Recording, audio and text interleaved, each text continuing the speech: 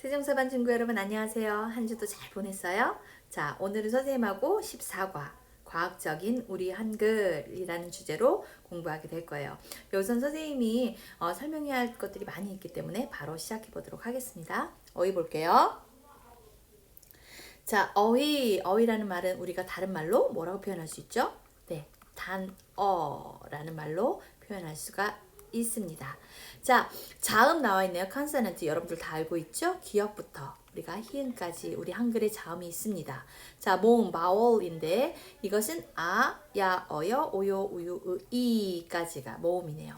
평음 렉스 컨소넌트라고 나와 있어요. 자, 자음 중에서도요. 평평한 소리를 내는 것, 거칠지 않고 거세지 않고 평평한 소리를 내는 걸 우리가 평음이라고 하는데요. 예를 들어 가방, 나무, 다리미, 바다, 자전거 뭐 이런 식의 소리가 다 평음에 해당됩니다. 자, 격음 forest라고 되어 있는데 이거는 우리나라 고유어로 표현하자면 거센 소리입니다. 거센 소리. 어떤 게 거센 소리냐면요. 치읓, 키읔, 피읓, 티긋 이런 게 바로 거센 소리에 해당되는 거예요. 초콜릿, 커피, 파도, 타조 이런 것들 있죠. 자, 경음이라고 돼 있어요. aspirated consonant라고 되어 있는데요. 바로 이건 뭐냐 하면요. 우리나라 말로는 된소리, 순고유어로는 된소리라고 이야기를 합니다. 된소리가 뭐냐? 쌍자음이 된소리를 말해요. 그래서 쌍기역, 쌍디귿, 쌍비읍, 쌍시옷, 쌍지읒 같은 거 이게 된소리가 되죠. 받침 final consonant라고 돼 있어요. 선생님 이름 성 한번 볼까요? 김이라고 하는 성을 보시면요. 바로 요 부분이 받침이 되는 거예요. 자, 그 다음에 과학적이다. 우리나라 말은 굉장히 과학적이에요. 그 발성기관, 혀라든가 목구멍 이런 발성기관의 모양을 본따서 만들었거든요. 그래서 to be scientific, 과학적이고요. 우수합니다. to be superb 합니다. 표기하다, to write. to write니까 표기하다라는 말은 순 우리말로 쓰다라고 하는 말이네요. 소리가 나다, to sound. 언어, language. 자, language는 순 고유어로는 바로 말이라고 합니다. 자, 여기 보시면요. 먼저 설명할게요. 한자어라는 게 되어 있어요. Sino-Korean words라고 되어 있죠. 한자어는 중국의 말을 우리나라 말로 표현한 것을 우리가 한자어라고 이야기를 하거든요. 그래서 우리나라 말에는 한자어가 굉장히 많아요. 지금 보시다시피 표기하다 이 말도 한자어입니다. 그리고 언어라는 이 말도 한자어예요. 그러면 우리나라 고유한 말, 고유어는 바로 말, 쓰다. 자, 문자도 한자어인데 그럼 순 우리말로는 글이라는 말이 있어요. 글이라고 합니다. 자, 고유어는 고유한 우리나라 말, 순 우리말을 말하는 거예요. 그래서 순 우리말에는 어떤 것들이 있을까요? 이따가 고유어와 한자어를 비교하면서 그건 다시 한번 설명을 해드릴게요. 그 다음에 외려. 자, 외려는 learn word라고 되어 있네요. 빌려 쓴 말이라는 거예요. 빌려 쓴 말. 그러니까 외려는 우리 주변에서도 너무너무 많이 쓰이고 있는 것들이 있어요. 버스, 택시, 컴퓨터, 피아노 이런 것들은 다 영어로부터 유래된 외래어예요. 그리고 또 예를 들어 볼게요. 가방, 구두.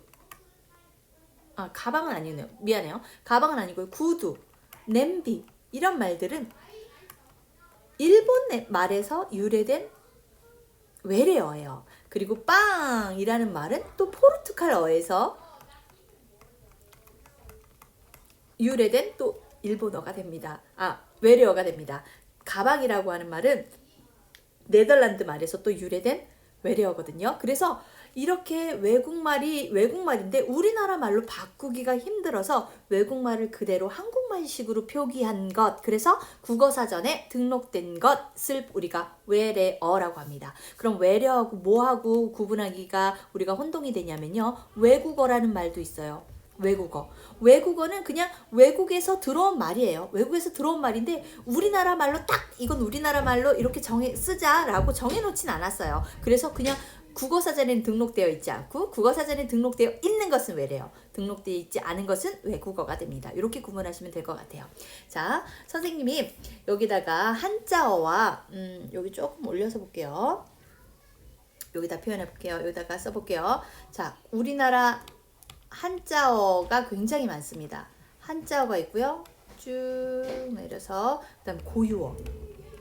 고유어는 순우리말이에요. 순우리말이고 한자어는 한자식 중국식 말을 따서 표현한 게 한자어입니다. 그래서 우리가 아까도 말했듯이 의미 한자어예요. 그런데 이걸 우리나라 말로 고유한 말로는 뜻이라고 합니다. 그다음에 시선, 눈, 시선 이것은 고유한 말로 눈길이라고 이야기를 해요. 그다음에 뭐 좌측이라는 말 들어보셨나요? 좌측에 보시면 화장실이 있습니다. 네, 왼쪽이라는 말로 고유어가 있고요. 그럼 반대로 우측하면 오른쪽이라는 말이에요. 그리고 아까 우리 자음이라는 말 아까 컨시덴트 배웠죠? 이거는 우리나라 말로 닷소리라고 합니다. 닷소리. 그럼 모음 이것은 우리나라 말로 홀소리라고 이야기를 해요. 자, 그 다음에 또 어떤 것이 있을까요? 자, 언어. 아까 했던 것처럼 언어는 말이라고 하는 우리나라 고유말이 있고요. 문자는 글이라는 우리말이 있습니다. 또 한 가지 해볼까요? 계란은 한자어예요. 그런데 우리 고유말로는 달걀, 이래서 달걀이라고 하죠. 달걀. 그다음 조금만 더 해볼까요? 자, 국가라는 말은 나라라는 우리나라 순말이 있죠. 그래서 우리나라, 한국이죠. 그 다음에 또 뭐가 있을까요? 이유. 너가 도대체 그러는 이유가 뭐야? 이유. 그 말은 까닭이라는 우리나라 고유어로 바꾸어 쓸 수가 있습니다. 자, 그럼 다시 문제로 가보도록 하겠습니다. 자, 여기 문제 볼게요. 모음, 평음, 경음, 받침이라고 하는 어휘들이 나와 있고요. 자, 기역, 디귿, 비읍, 시옷. 이건 자음이긴 자음인데 평평한 소리를 내는 뭐다? 네, 평음에 해당된다. 기역, 티귿, 피읍, 치읓. 자, 이것도 자음이긴 자음인데 이것은 거센 소리를 선생님이 격음이라고 이야기를 했습니다. 자, 요거는 쌍기역, 쌍디귿, 쌍피읍, 쌍지귿, 지읒. 이것은 뭡니까? 된소리, 바로 경음에 해당되는 거네요. 되셨죠? 자, 선생님 3번도 한번 해볼게요. 자, 보세요. 한국 사람들은 한국어를 외래어로 표기하기도 해요. 버스, 펜이 잘 따라와라, 펜아. 자, 버스, 택시, 컴퓨터 등 모두 한글로 표기된 외래어예요. 여러분의 학교 이름과 사는 동네 이름을 한글로 써보세요. 자, 선생님 거를 예를 들어서 한번 해볼게요. 선생님은요, 웨인에 살고 있습니다. 웨인에 살고 있는데요. 이거를 한국말로 쓰면 어떻게 될까요? 웨인, 이렇게 씁니다. 자, 선생님의 아이들이 다니고 있는 학교는 APT Elementary School이거든요. 이거를 한국말로 써보면 APT 초등학교가 되겠죠. 그럼 APT 자체는요, 외국어예요, 외국어인데 한국 사전에 등록되어 있는 그런 말이 아니죠. 외국어고 초등학교는 한자어네요. 한자어. 그렇죠? 네, 외인 자체도 외국어가 되는 거예요. 이런 식으로 여러분들도 여러분들이 다니는 학교 이름과 동네 이름 한번 써보시기 바랍니다. 넘어갈게요. 자, 대화를 보겠습니다. 대화는요, 유진과 수빈이가 한글에 대해서 이야기를 하고 있어요. 우리나라 한글은 여러분들이 너무 잘 알고 있듯이 세종대왕님께서 만드셨고요. 그리고 10월 9일을 한글날로 정해서 우리가 기념을 하고 있습니다. 그럼 한번 선생님하고 대화를 읽어볼게요. 선생님이 유진, 여러분들은 수빈이를 읽어보겠습니다. 시작할게요. 한글날 기념으로 한글에 대해서 글을 써가지고 오라는데 한글날이 무슨 날이야? 반포? 그게 무슨 뜻이야?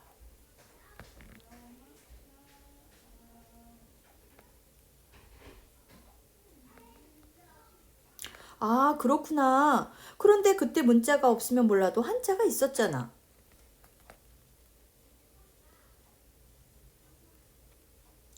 그렇구나. 그런데 한글은 모양이 참 예쁜 것 같아. 한글은 예쁘기도 하고 배우기도 쉬운 글자인 것 같아. 네, 되셨죠? 그래서 우리가 여기서 조금 더 알아둬야 될 게 뭐냐면요. 한글날입니다. 여러분들 한글날 언제라고 그랬죠, 선생님이? 네, 10월 9일입니다. 10월 9일. 그런데요, 북한도 우리나라 지금 나라가 두 개로 나뉘어지기 전엔 다 그냥 우리 대한민국이었잖아요. 그쵸? 우리 한국이었잖아요. 그렇게 그 세종대왕님이 조선 땅을 가지고 있었을 때는요. 그런데 우리나라는 10월 9일을 한글날로 정하고 있는데 북한 조선민주주의 인민공화국 정식 명칭은 그렇죠. 북한의 정식 명칭이 1월 15일을 또 한글날로 정해서 또 기념을 하고 있어요. 그래서 우리나라 대한민국하고는 조금 달라요. 그래서 북한이라고 쓸게요. 선생님이 북한은 1월 15일을 한글날로 지정해서 기념을 하고 있습니다. 여기 보시면은요. 한글날 요거 한번 발음해 보실래요? 여러분들? 한글날. 선생님 어떻게 발음했죠? 한글날 이렇게 발음했어요. 자, 보시면은요. 여기 있는 리을과 여기 있는 니은을 만나면요. 니은이 리을처럼 소리가 나요. 이거를 우리가 뭐라고 하냐면 유음화, 비슷해지는 현상이다 이렇게 이야기를 합니다. 그래서 한글날 이렇게 소리가 납니다. 그래서 유의하셔서 한번 읽어보시고요. 여기 우리 연도 읽는 것도 한번 해볼게요. 1443년. 요게 바로 한글이 만들어진 제정된 날이고요. 요거를 많은 사람들에게 반포시킨 그 날은 1446년이 됩니다. 아시겠죠? 그래서 요걸 알아두시고 우리 다음 장으로 한번 넘어가 보도록 하겠습니다. 문법 표현이네요. 자, 뭐뭐 으면 몰라도 나와 있습니다. 뭐뭐 으면 몰라도. 자, 이 표현은 뭔가요?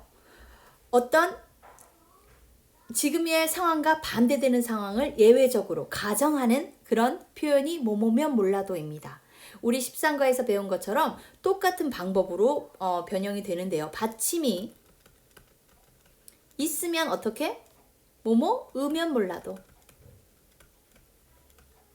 받침이 없거나 리을 받침은 뭐면 몰라도 하고 바로 바꿔주시면 되세요. 그래서 뭐뭐면 몰라도라는 거를 한번 우리 박스를 보면서 한번 보도록 하겠습니다.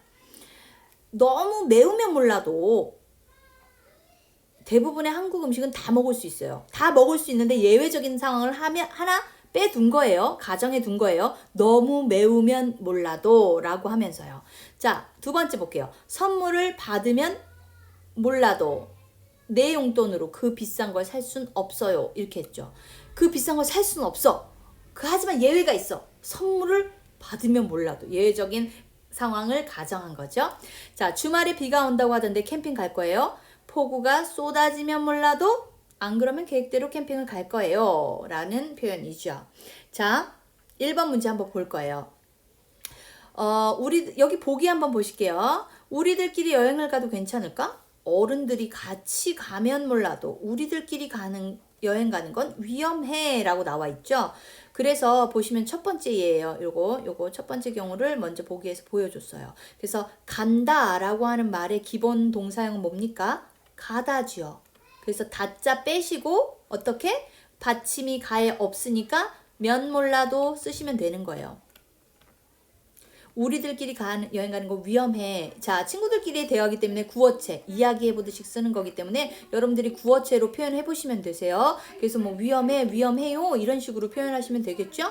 자, 그러면 밑에 문제를 여러분들이 여기를 1번 문제에 해당되는 거, 2번 문제, 3, 4번 문제를 먼저 풀어보시고 선생님 동영상 정지해 놓으시고요. 풀어보시고 선생님하고 맞춰보도록 하겠습니다. 선생님은 지금 들어갈게요. 자, 친구들이 도와준다입니다. 도와준다. 도와주다라고 하는 기본형이죠. 도와주다. 여기다 쓸게요. 도와주다.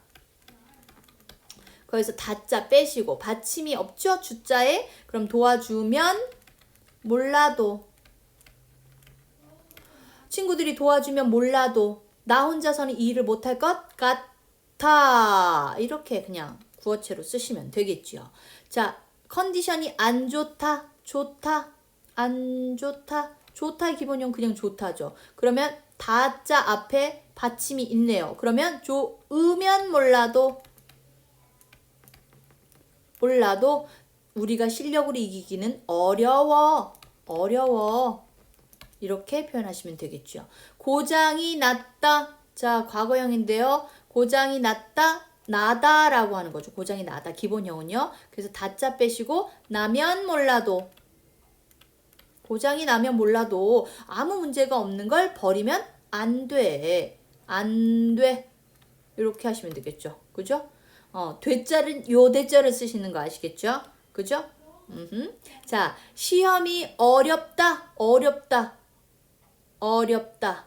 그런데 다 앞에 그냥 어렵다의 기본형은 어렵다죠. 다 앞에 받침이 있네요. 그런데 여기서는 좀 예어적입니다. 어려우면 몰라도 의가 아니라 비읍이 탈락되면서 의가 아니라 우자가 붙어요. 그래서 어려우면 몰라도 라고 표현을 하게 됩니다. 어려우면 몰라도 요거 조금 알아두시겠습니까? 요렇게 여러분들 지난 시간에도 선생님이 설명했듯이 그냥 여러분들 입에 그 말이 자연스럽게 배길 수 있도록 연습하시고 활용해 보시는 게 제일 좋은 방법이에요. 그래서 시험이 어려우면 몰라도 나는 꼭 A를 받을 것이다. 받을 거야. 이렇게 하는 게 더 구어체로는 더 적당하겠죠. 아시겠죠? 자, 그래서 도와주면 몰라도, 안 좋으면 몰라도, 고장이 나면 몰라도, 시험이 어려우면 몰라도 라고 고쳐보시면 된 겁니다. 넘어가겠습니다. 자, 문법 표현 뭐뭐으라는데요. 자, 뭐뭐으라는데요. 자, 으라는데 뭐뭐으라는데요. 이건 뭐예요? 남의 말을 혹은 남의 명령을 듣고 그걸 전달하는 경우에 쓰는 말이에요. 그죠? 선생님이 이번 주 한글학교에 오지 말라는데 무슨 일이 있어요? 이렇게 들은 말을 전달할 때 그럴 때 쓰는 말입니다. 그래서 동사에 보통 붙고요. 마찬가지 경우로 받침이 있으면 어떻게? 받침이 있으면 으라는데요. 요자는 뭐 우리가 공손하게 표현을 해야 되는 경우에는 붙이시고 안 그러면은 뭐뭐 하라는데 이렇게 표현하시면 되겠죠. 아니면은 끝 문장에서 요자가 붙을 수도 있겠죠. 그 다음에 받침이 없거나 리을 받침이 있는 경우에 예외적으로 그 다음에 라는데요. 요자는 선택적으로. 자, 이렇게 라는데요 이렇게 붙여주시면 되십니다. 자, 그럼 한번 연습 문제로 바로 넘어가 볼게요. 다음 주에 학교에 오지 말라는데 오지 말다. 무슨 일이 있었어요? 오지 말다죠. 근데 다 앞에 리을 받침이 있으니까 말라는 데 요걸 쓴 거예요. 리을 받침 있는 요 경우를 써준 거예요. 말라는데 무슨 일이 있어요? 이렇게 된 거죠. 유진이가 자기를 기다리지 말고 먼저 출발하라는데 출발하다. 다 앞에 받침이 없죠. 그러니까 출발하라는데 이렇게 쓴 거죠. 선생님 왜 쓰고 있을까요? 여기 있는데요. 그죠? 자, 조금 있으면 수업 시작하는데 어디 가니? 우리 선생님께서 미술실로 가라시는데요. 자, 요 표현 보시겠습니까? 가라시는데요. 너무 어려워요. 그죠? 자, 가라라고 하는 가는 주체는 누굽니까? 가는 주체는 학생들이겠죠. 선생님이 말했으니까 너네들 가라. 근데 선생님이 그 말씀을 하신 거기 때문에 뒤에 뭐뭐 하시는데요. 시자를 붙여서 선생님의 그 말씀하신 것을 높여준 거예요. 조금 복잡하죠? 그죠? 가라는 학생들한테 말한 거기 때문에 높일 필요가 없어요. 그래서 가라. 그런데 그 말씀을 선생님께 듣고 전달하는 것이기 때문에 그렇게 말씀하시는데요 라는 것을 붙인 거죠. 가라시는데요? 이렇게 한 거예요. 이해가 되십니까? 그래서 어른들이 한 말을 그 행동의 주체는 나거나 혹은 뭐 더 나이가 어린 사람들인데 그 말씀을 한 사람이 나보다 더 어른일 경우에는 그 하신 분의 말씀을 높이기 위해서 뒤에 그 동사 말고 그 동사의 그 뒤에 는데요, 라는데요, 그 말에 시라는데요, 이런 식으로 그 말씀을 높여주시는 높임말을 쓰게 되는 거예요. 그럼 한번 우리 밑에를 하면서 연습을 한번 해보도록 하겠습니다. 자, 보시면은, 자, 볼게요. 서울에 가면 여러분들이 먼저 한번 해보시고, 그 다음 선생님이랑 맞춰보세요. 자, 먼저 정지해 놓으시고 한번 해보세요. 선생님 바로 갈게요. 서울에 가면 꼭 광화문에 가봐. 자, 가봐. 보다. 봐는 뭐 눈으로 보다라는 이런 의미는 아니지만 그래 보다라는 기본형이죠. 그래서 다 앞에 받침이 없으니까 어떻게 되나요? 보라는 데 요 혹은 뭐 이렇게 서울에 가면 광화문에 꼭 가보라는데 광화문에 뭐가 있어? 이렇게 문장하고 연결될 수 있겠죠. 자, 오늘 배운 단어를 오늘 꼭 다 외우세요. 외우세요의 기본형은 뭡니까? 외우다. 다 앞에 받침이 없는데 여기서 잘 봐야 돼요. 오늘 배운 단어를 꼭 다 외우세요. 누가 말한 걸까요? 선생님이 말한 거겠죠. 그죠? 그러면 이 표현을 아까 여기처럼 선생님이 말한 표현을 전달하는 방식으로 표현하려면 어떻게 바꾸면 될까요? 외우다는 내가 하는 거니까 높일 필요가 없고 선생님이 말씀하신 거를 높여야지.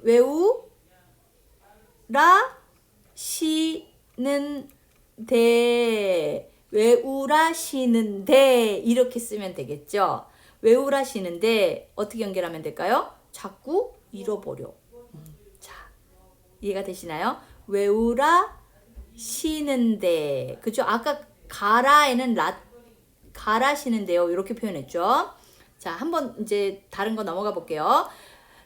빨리 집에 오다라고 하는 거죠.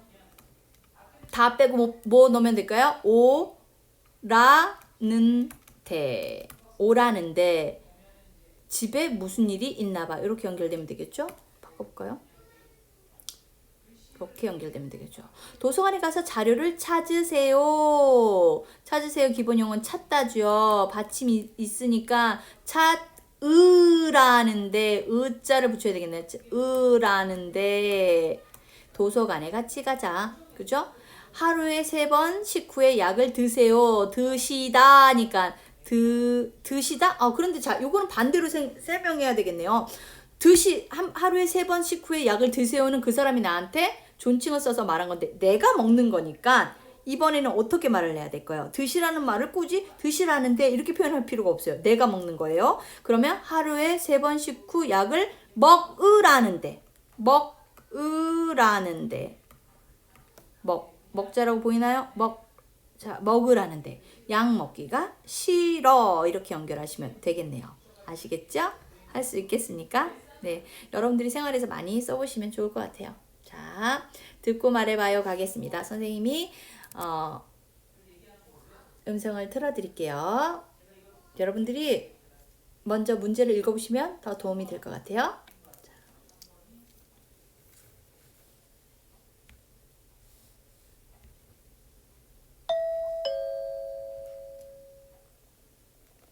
듣고 말해봐요. 여러분, 한글날 기념 전시회를 찾아주셔서 감사합니다. 이번 전시회의 제목은 한글과 디자인입니다. 전시관은 크게 2곳으로 나뉩니다. 첫 번째 전시실에서는 한글이 창제된 후부터 한글로 쓴 편지와 책들을 전시하고 있습니다. 옛날 왕이 쓴 한글 편지도 있고요. 한글로 쓴 소설도 있어요. 옛날 한글은 지금의 한글과 조금 다른 모양입니다. 그렇지만 잘 보고 소리내서 읽으면 무슨 뜻인지 알 수 있을 거예요. 여러분은 우리 한글이 과학적이고 우수한 글자라는 걸 알고 있지요? 그런데 한글은 디자인에 사용해도 아주 훌륭해요.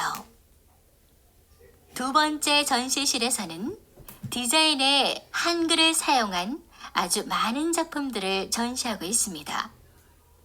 한글에 새겨진 찻잔, 휴대전화 케이스, 티셔츠, 한복 등을 볼 수 있습니다. 그리고 이번 토요일 오후 5시에 한글날 기념 패션쇼가 열립니다. 비가 오면 몰라도 그렇지 않으면 전시관 앞마당에서 패션쇼가 열릴 거예요. 이 패션쇼에서는 모델들이 한글로 디자인한 의상을 입을 거예요. 많이 구경해 주세요. 네, 다 들으셨죠? 1번 문제 볼게요. 전시회에 대한 설명으로 맞지 않은 것은 뭐예요? 라고 했어요. 자, 한글날을 기념하는 것이고요. 일관에서는 학생들이 쓴 편지가 아니라 뭐라고 이야기를 했나요? 한글이 창제된 이후에 한글로 쓴 편지, 왕이 쓴 거나 혹은 책, 왕이 쓴 편지나 책, 뭐 소설 같은 거 이런 것들을 전시한다고 했으니까 정답은 2번 되겠습니다. 자, 패션쇼에 대한 설명으로 맞는 것은 뭐예요? 전시관 앞마당에서 매주라고 하는 표현은 없었고요. 토요일 오후에 하는데 모델들이 한글 디자인한 옷을 입는다. 비가 오면 몰라도 그죠? 이런 표현이 여기서 나오는데 잘 들어보셨죠? 네. 자, 넘어가도록 하겠습니다. 듣고 말해봐요예요. 여기서는 여러분들이 보기에 같이 이야기를 해보는데요. 사실은 요거는 수업 시간에 조금 같이 해보면서 연습을 하면 좋은데 우리가 그럴 수 없으니까 여러분들이 한번 쓰는 연습을 요 란을 통해서 한번 해보시면 좋을 것 같아요. 최소한 5 문장 이상으로 여러분들이 한번 쓰기 연습을 해보시면 좋을 것 같습니다. 자, 넘어갈게요. 자, 읽고 써봐요 문제입니다. 자, 여러분들이 먼저 읽어보시고 그 다음에 선생님하고 답을 맞춰보도록 하겠습니다. 자, 선생님 바로 들어갈게요. 지금 읽은 내용과 다른 것은 뭐예요? 라고 나와 있죠? 정답은 뭡니까? 자, 1번. 지금 보면은 자, 1번이 되겠습니다. 자, 기본 글자 세 글자가 뭡니까? 땅, 땅. 이거는 땅. 이거는 하늘의 둥근 모양. 이거는 사람을 나타내는데 지금 실제로 요 하늘 요거 아래 한글 요거는 안 쓰고 있죠? 그죠? 그래서 정답은 1번 되겠습니다. 세종대왕상은 어떤 사람에게 주는 상이다? 네, 3번. 글을 읽지 못하는 사람들이 글을 읽을 수 있도록 도와주는 상이 바로 세종대왕상이라고 나와 있네요. 그렇죠? 그래서 여기 보시면은요. 한 가지만 설명할게요. 여러분들 문맹이라는 말이 나와 있어요. 문맹. 문맹이 뭐예요? 우리나라 대한민국이 문맹률이 굉장히 낮은 나라입니다. 문맹이라고 하는 것은 무식하다는 말이 뭐예요? 지식이 하나도 없어서 무식해서 글을 읽거나 쓰지 못하는 상태 혹은 그러한 사람을 우리가 문맹이라고 이야기를 하거든요. 그래서 우리나라 한국은 문맹률이 굉장히 낮습니다. 보통은 다 대학교 이상 공부를 하고 다 나오죠. 문맹이 낮고 굉장히 교육 수준이 굉장히 높은 나라 중에 하나가 우리 대한민국입니다. 아시겠죠? 자, 넘어가 보도록 하겠습니다. 다음은 읽고 써봐요 문제가 나와 있는데요. 여기 보시면은요. 이름 우리나라가 사용하는 문자. 여러분들은 주로 이제 미국에서 영어를 사용하시지만 선생님은 한국에서 왔기 때문에 한국말을 주로 사용합니다. 그래서 선생님이 이용하는 한글로 한번 말을 해볼게요. 글자의 수는 28개 글자가 있습니다. 글자의 수는 사실 글자라고 하는 말은 자음과 모음을 합쳐서 말하는 건데요. 자음이 선생님 잘못했네요. 자, 지워볼게요. 자, 한글이고요. 글자의 수는 자음과 모음을 합친 거 24자. 옛날에 28자였어요. 자음이 14개, 모음이 10개. 그런데 옛날에는 28개였다가 4개가 줄어들면서 지금 현재는 24개의 요 자음 모음만을 사용하고 있고요. 사용하기 시작한 때는 1946년 훈민정음이 반포된 그때부터 우리가 사용하기 시작했는데요. 처음에는 훈민정음이라고 이야기를 했었죠, 우리가. 그런데 그 다음에는 이게 바로 막 사람들이 막 너무 한글이 훌륭하다 이러고 많이 쓴 게 아니라 아직도 그 한자어에 대한 선비들은 한자가 우수한 글자다 이래서 한자를 많이 사용하고 있었어요. 그래서 이것을 언문이라고 하는 이제 글자로 바뀌었다가 보통 여자들이 많이 뭐 공부하는 글자다, 뭐 암글이다, 뭐 아헷글이다, 아이들이 이용하는 뭐 글자다 이래서 아헷글이라는 말로도 바뀌었다가 그 다음에 국서, 뭐 국문 이런 말로 바뀌었다가 조선글이라고 하는 말로 바뀌었다가 지금 현재의 한글이라는 말을 쓰기 시작했습니다. 자, 특징은요. 굉장히 우리나라 한글은 우수하고 과학적이에요. 우리나라 글자만큼 과학적인 글자가 없습니다. 여러분들 아시겠죠?